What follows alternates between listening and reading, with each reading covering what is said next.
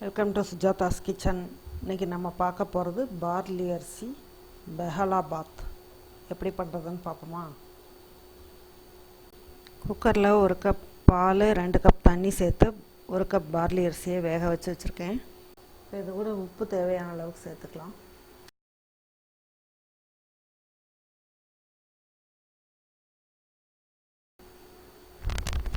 Butter 1 spoon சேர்த்துக்கலாம்.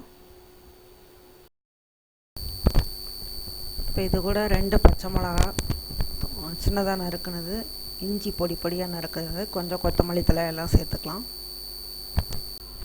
இதை நல்லா கிளறி விட்டுக்கலாம்.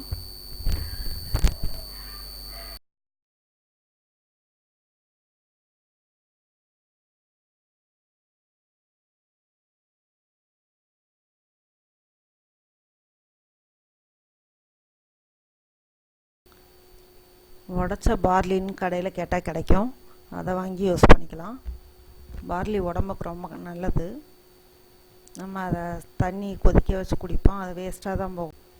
அதுக்கு பதிலாக இந்த மாதிரி செஞ்சு சாப்பிடலாம்.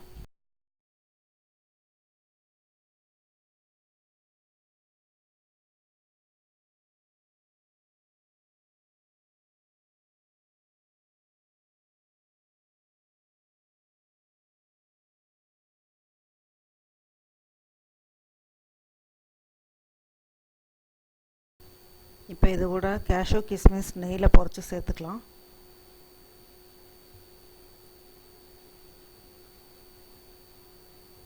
இது கூட மாதுளம்பழம் வேணாலும் சேர்த்துக்கலாம், நான் சேர்க்கலை. நீங்கள் விருப்பப்பட்டால் சேர்த்துக்கலாம். தயிர் தேவையான அளவுக்கு சேர்த்துக்கோங்க.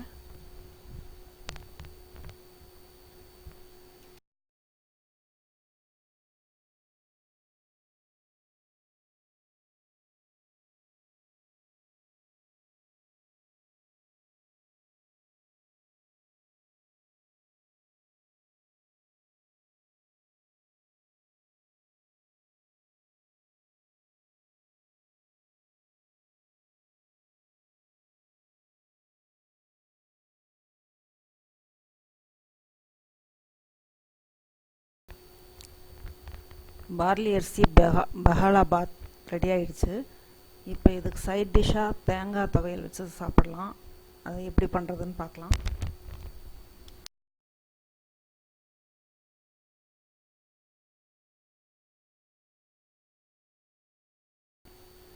துவையலுக்கு தேவையான அளவுக்கு தேங்காய் எடுத்துக்கோங்க.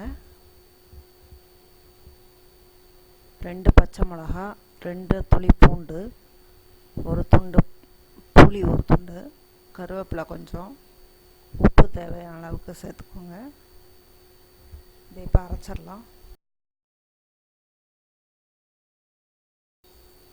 துவையல் ரெடி ஆயிடுச்சு. பார்லி அரிசி பெகலாபாத் அதுவும் தேங்காய் துவையலும் நீங்களும் ட்ரை பண்ணி பாருங்கள். நல்லா இருந்தால் கமெண்ட் பாக்ஸில் கமெண்ட் பண்ணுங்கள். Thank you, bye bye.